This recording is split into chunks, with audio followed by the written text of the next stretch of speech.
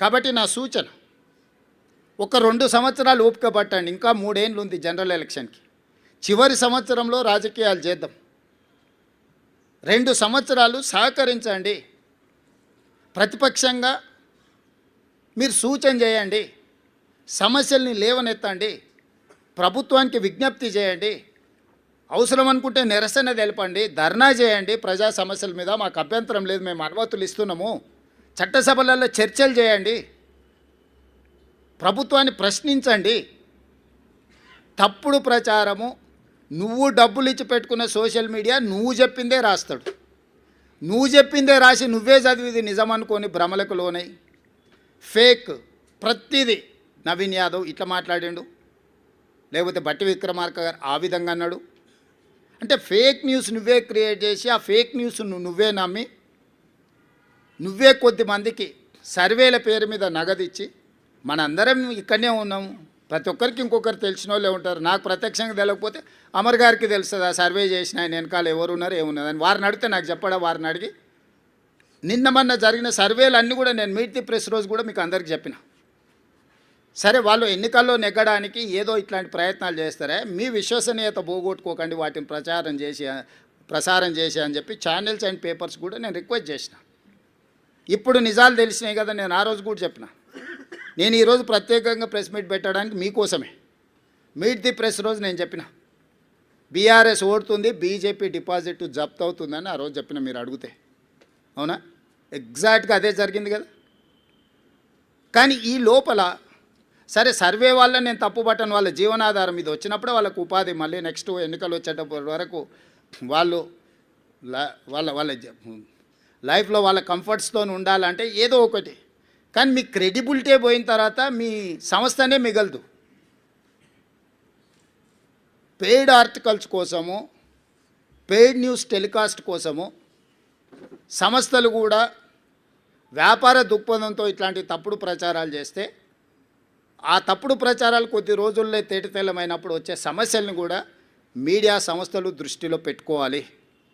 అంతెందుకు ఈరోజు ఉదయం 3వ రౌండ్లో మాకు 3500 మెజారిటీ వస్తే, 3వ రౌండ్లో బీఆర్ఎస్కు 211 ఓట్ల మెజారిటీ వచ్చింది. ఇంకా బీఆర్ఎస్ హవా మొదలైపోయిందని చెప్పి పెద్ద ఛానల్స్ పెద్ద పెద్ద బ్రేకింగ్, నేను టీవీ పగిలిపోతుందేమో అనుకున్నా, ఎర్ర ఇట్లా ఊగిపోతుంటేదో అయినట్టే ఉందని. తప్పు ఆ సమాచారం అంటే దబాయిస్తున్నారు ఉల్టారే, మాకు తెలుసా మీకు తెలుసా, మా వాడు లోపల నుంచి పంపిస్తుండని. అంటే ఫలితాలు ఒక పక్కన స్పష్టంగా మొదటి విడత, 2వ విడత, 3వ విడత ఎంతో కొంత కాంగ్రెస్కి అనుకూలంగా ఉన్నప్పుడు కూడా ఇంకా బీఆర్ఎస్ను బతికించాలని ఆ ఛానల్స్ యొక్క ఉత్సాహం అయితే నాకు అర్థం కాలేదు. దయచేసి మిగతా రాష్ట్రంలాగా ఛానల్స్ను కనిపించకుండా చేయాలంటే 1 నిమిషం పని. పక్క రాష్ట్రంలో కొన్ని ఛానల్స్ లేనే లేవు, అంతో ఇంతో ఇక్కడ ఉన్నాయి.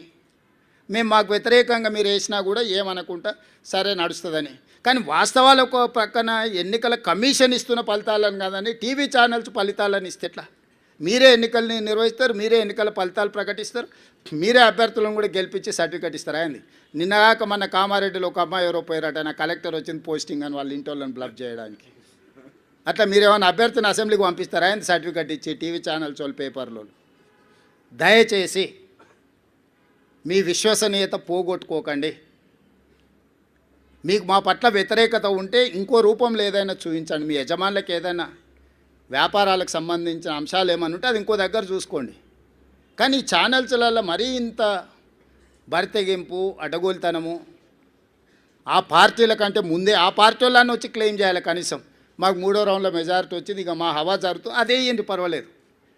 వాళ్ళ తరఫున మీరే ఒకాలతో పుచ్చుకొని మీరే అడ్డగోలు వేసేసి 3569 ఓట్లు ఎన్నో 3వ రౌండ్లో, ఓన్లీ 1 రౌండ్లో 3000 చిల్లర నాకు మెజారిటీ ఉంటే, మీరు 211 ఓట్లు మెజారిటీ ఉంది అని చెప్పి బీఆర్ఎస్కు మెజారిటీ ఉంది, ప్రభంజనం మొదలైందని మీరు ఇట్లాంటి విధానము ఇది తెలంగాణ రాష్ట్రానికి మంచిది కాదు.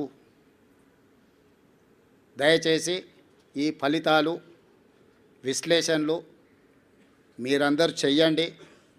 2023 డిసెంబర్ ఫలితాలు 39.5% ఇస్తే, 2024 పార్లమెంట్ ఎన్నికలు 41% ఓట్లు ఇస్తే, 2025 నవంబర్ ఉప ఎన్నికలు 51% ఓట్లను కాంగ్రెస్ పార్టీకి ఇవ్వడం జరిగింది. ఈనాడు సమిష్టిగా బూత్ స్థాయి కార్యకర్త నుంచి పీసీసీ అధ్యక్షుడు వరకు, వార్డు మెంబర్ నుంచి ముఖ్యమంత్రి వరకు కాంగ్రెస్ పార్టీ శ్రేణులంతా ఒక్క తాటి మీద నిలబడి ఈ జూబ్లీహిల్స్ ఎన్నికల్ని ప్రతిష్టాత్మకంగా తీసుకోవడంతో ఈ ఎన్నికల్లో నెగ్గడం జరిగింది. కాంగ్రెస్ మొత్తం ఒక తాటి మీద ఉన్నప్పుడు ఎవరి తాత కూడా కాంగ్రెస్ పార్టీని ఓడించలేడు. ఇది మళ్ళోసారి నిరూపితమైంది. మీ అందరు సహకరించినందుకు, ఓటర్ మహాశయులు ఆశీర్వదించినందుకు, మీడియా మిత్రులకు, ఓటర్ మహాశయులకు సహకరించి మద్దతు ఇచ్చిన ఎంఐఎం పార్టీకి, ముఖ్యంగా సిపిఐ, సిపిఎం, కోదండరాం సార్, ఇతర సంఘాలు, రాజకీయ పార్టీలు అన్నీ మాకు సహకరించినందుకు వాళ్ళందరికీ మనస్ఫూర్తిగా कृतज्ञतలు తెలియజేస్తున్నాం. खासकर इस बाई इलेक्शन चुनाव में एमआईएम हम साथ हमारे लिए कांग्रेस पार्टी को मदद देकर इस चुनाव में ये जीत हासिल करने के लिए जो मदद किया, एमआईएम सदर असदुद्दीन ओवैसी, उनके भाई अकबरुद्दीन ओवैसी को कांग्रेस पार्टी के तरफ से, हमारे कांग्रेस कार्यकर्ता के ओर से हम धन्यवाद बोलना चाहता है. आने वाले दिनों में भी हम सबको साथ लेकर तेलंगाना तरक्की के लिए हम कोशिश करेंगे. इसमें हम कामयाब हो जाएंगे.